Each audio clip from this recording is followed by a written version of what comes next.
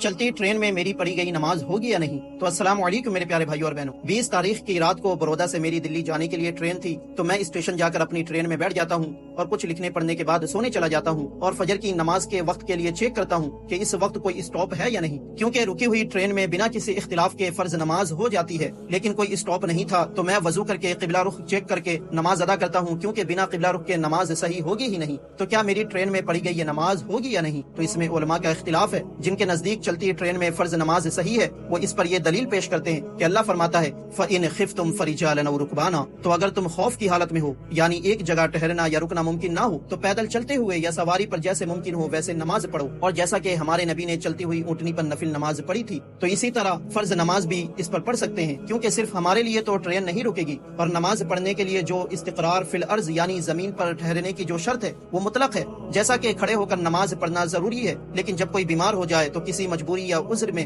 بیٹھ کر نماز پڑھنا صحیح ہو جاتا ہے۔ اسی طرح کسی عذر یا مجبوری میں استقرار فی الارض یعنی زمین پر ٹھہرنا ضروری نہیں ہے۔ اس لیے اگر قبلہ رخ ہو کر نماز کے ارکان صحیح سے ہم چلتی ٹرین میں ادا کر سکتے ہیں، تو چاہے کھڑے ہو کر پڑھو یا بیٹھ کر نماز ہو جائے گی اور اسے دہرانا بھی نہیں پڑے گا۔ اور اگر قبلہ رخ ہو کر نماز پڑھنا ممکن نہ ہو، صحیح سے نماز کے ارکان ادا نہ ہو سکے، تو جیسے مرضی اسے وقت پر ادا کر لے، پھر بعد میں اس نماز کو دہرائیں۔ اور جو لوگ چلتی ٹرین میں فرض نماز کو صحیح نہیں مانتے، ان کی یہ دلیل ہے کہ ہمارے نبی نے صرف نفل نماز چلتی ہوئی اونٹنی پر پڑھی، مگر کوئی فرض نماز کسی چلتی ہوئی سواری پر پڑھنا نہ ہمارے نبی سے ثابت ہے اور نہ صحابہ سے۔ اور اعلیٰ حضرت نے اپنے دور میں چلتی ہوئی ٹرین میں فرض نماز کی تمام ارکان کو صحیح سے ادا کرنے کے باوجود چلتی ہوئی ٹرین میں فرض نماز کو صحیح اس لیے نہیں کہا کیونکہ یہ معنی من جہت العباد تھا، کیونکہ انگریزوں کے لیے تو کھانے پینے کے لیے ٹرین روکی جاتی تھی، تو نماز دین اسلام کا سب سے ضروری رکن ہے۔ انگریزوں کے لیے ٹرین رک سکتی ہے تو مسلمانوں کے لیے کیوں نہیں؟ کیا مسلمانوں کی نماز انگریزوں کے مقام سے کمتر ہے؟ اس فتوے کے پیچھے اعلیٰ حضرت کی بہت بڑی حکمت تھی کہ نماز کا مسئلہ